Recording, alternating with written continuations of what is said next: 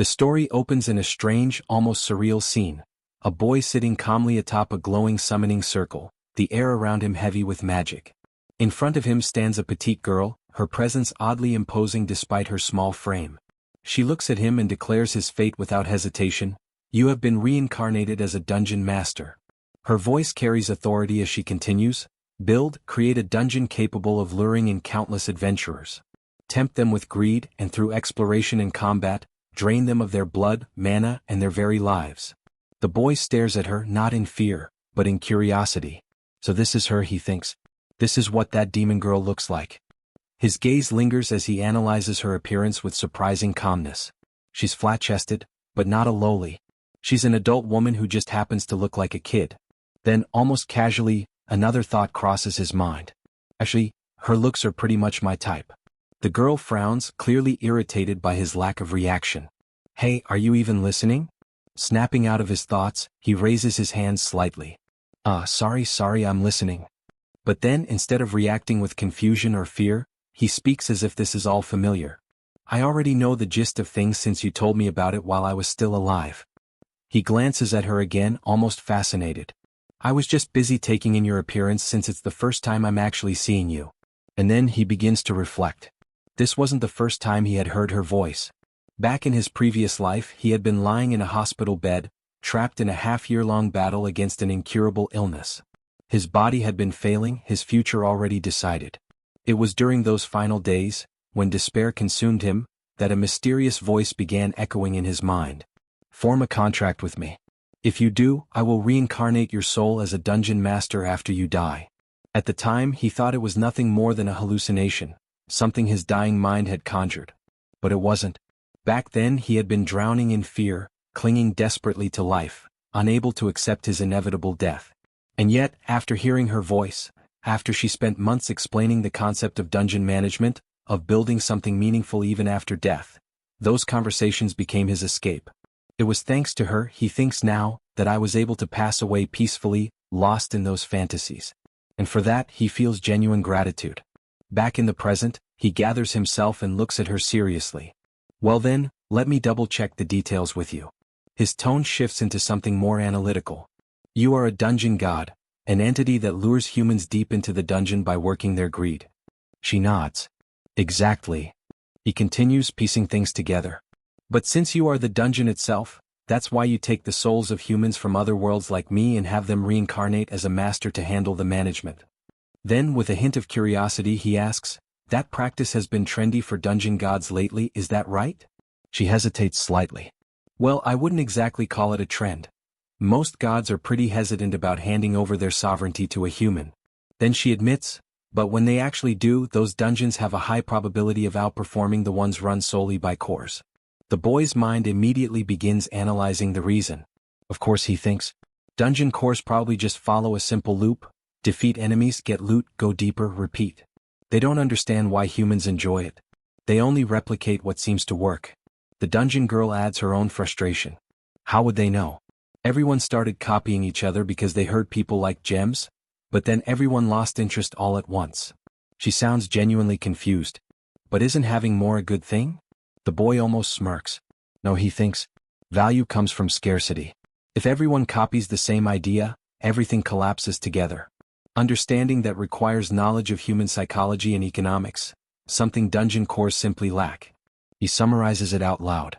So in the end, enemies fight enemies, get loot and go deeper for better quality, that's the grand conclusion after thousands of years? He exhales. I see. If that's the case, then it really is better to let a human handle things. Then, shifting into planning mode, he begins asking practical questions. Just to confirm, you can only produce high-quality gems or gold on deeper floors? She explains, the deeper you go, the denser the magical miasma becomes. That miasma allows for greater effects. He nods slowly, already forming an idea. Then suddenly, a spark. What? If you infuse your mana into groundwater, could you give it a healing effect? She considers it. I should be able to. But on the first floor, even small curses wouldn't fully heal. It would just speed up recovery. What about light skin irritation? I'm not sure, but something like that could probably be healed. He continues, his plan becoming clearer. What about heating the groundwater? Making hot water? She looks at him puzzled. What are you? If it's just making hot water, shouldn't that be possible? He smiles. Everything clicks into place. All right. Then with quiet confidence he declares. We're going to make a hot spring dungeon. The dungeon core freezes, completely confused. Hot spring dungeon? But in his mind, the vision is already complete. Beautiful hot springs hidden inside a dungeon, offering not just relaxation but beauty-enhancing effects. A place where adventurers don't just fight. They indulge. They desire. They return. He turns to her and explains, that's the kind of dungeon it'll be. After a brief pause, she finally responds, placing her trust in him. Got it? I'll leave everything to you. Then she adds, I'm looking forward to seeing how much you expand this dungeon, and how much return you can get from this hot spring dungeon of yours. He grins. Leave it to me. After all, he thinks back when I was healthy. I loved management sims. And just like that, the game begins. Even now, the dungeon core can't fully grasp it all, but she reflects quietly on her own past. She has been running a dungeon for a long time after all. In her dungeon, aside from the usual loot, something unique occasionally happened. Whenever an enemy was defeated, food would sometimes drop. Because of that, humans gave it a name. The Never-Starved Dungeon. That single difference changed everything. With food drops, adventurers could sustain themselves longer, stay deeper, and continue fighting without needing to retreat. Because of that, she earned more points than dungeons that only relied on treasure drops. But that was the limit. Once her dungeon reached 8 floors, everything stopped progressing. Revenue and maintenance costs hit a plateau, perfectly balanced in the worst way possible. No matter what she did, nothing changed. Her voice grows heavy with frustration as she recalls it. Once the dungeon reached 8 floors, the revenue and maintenance cost hit a plateau. My dungeon hasn't grown at all in the 40 years since then. Even trying to expand was pointless. Even if I force an expansion, the maintenance cost would just end up exceeding the points, so even if I want to expand, I simply can't. And worse, stagnation leads to death. If the adventurers grow tired of the loot in a stagnant dungeon, it's only a matter of time before it fades away. Copying others doesn't help either. If you rip off popular loot from other dungeons for some reason, you only end up dragging each other down. And it's not even allowed. Besides, plagiarism is strictly forbidden by the law of the Dungeon Core Society. In the end, everything leads to one painful realization. They don't understand humans. And all of this is because we possibly don't understand the nature of human desire. That's why she took such a drastic step. That's why I spent 40 years worth of save points just to summon this human. Her thoughts drift back to his words. A hot spring dungeon. Something she still can't comprehend. Hot springs that heal wounds, that makes sense. But beauty effects?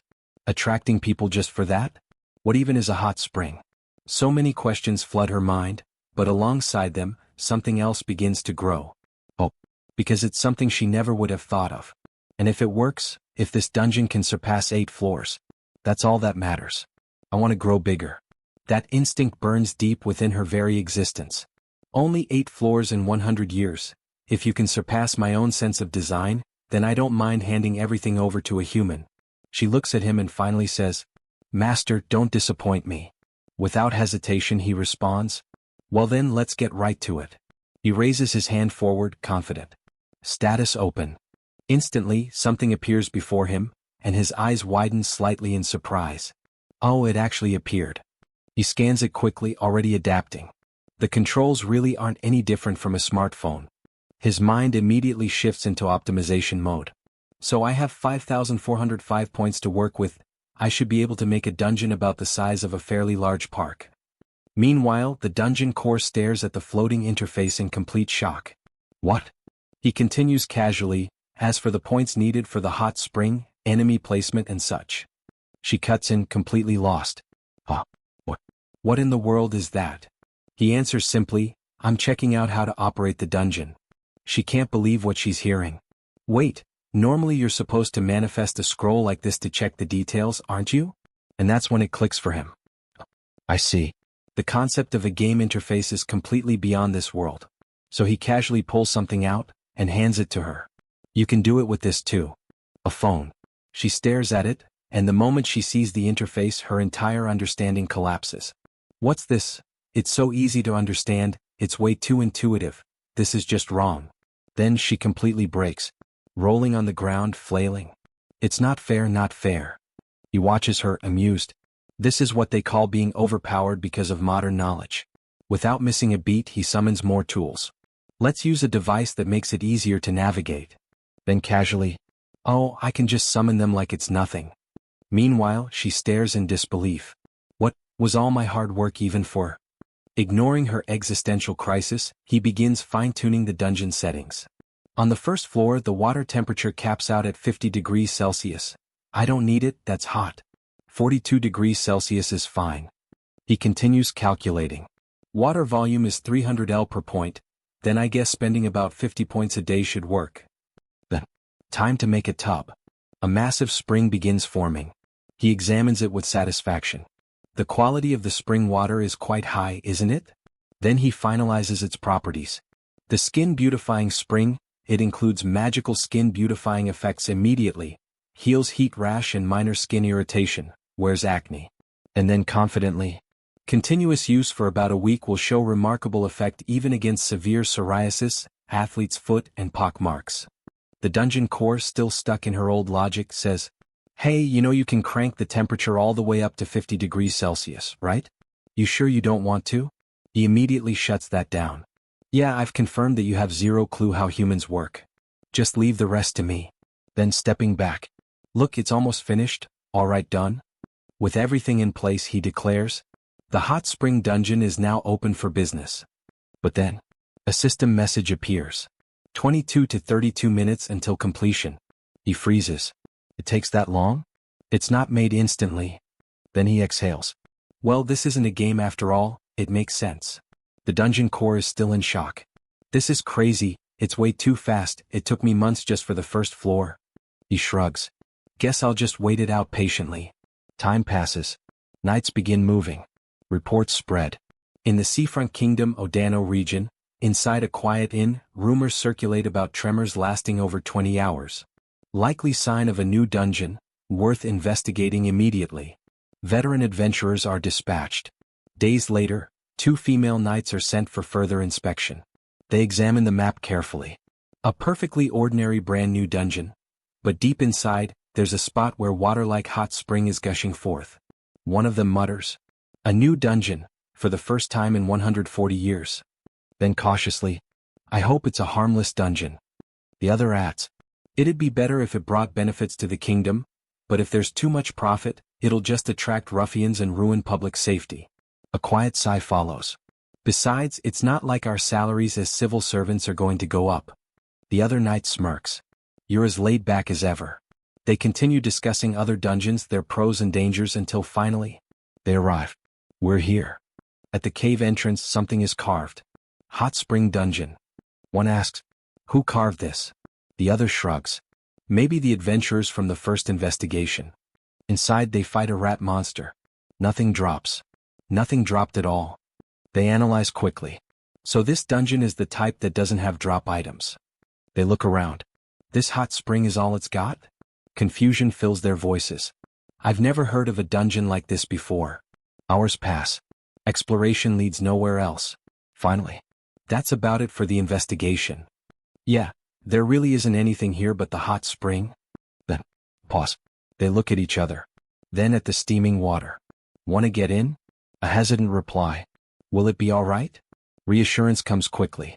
The water samples were already tested. It's non-toxic. Silence. Then decision. They undress and step into the bath.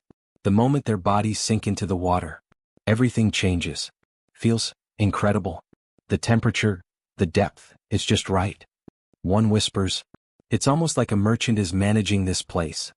Then, and what's more, my skin? She stares at it. Is it just my imagination? The dryness, gone. The roughness, fading. The other notices too. Hasn't your heat rash disappeared? Even my acne is clearing up. They look at each other stunned. Isn't this hot spring incredible? Yeah, this might actually be something amazing. Then in unison, we must report this to Her Majesty immediately.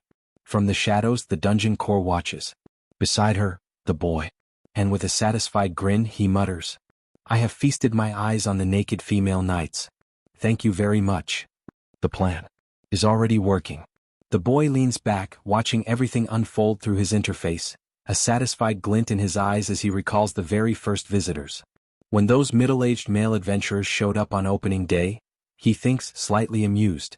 I honestly thought some old dudes were going to steal my hot spring first time. But things didn't go the way he expected. They were very wary of toxicity, so they only took some water samples back and didn't actually get into the spring, as expected of veteran adventurers. Then, almost casually, he adds another thought.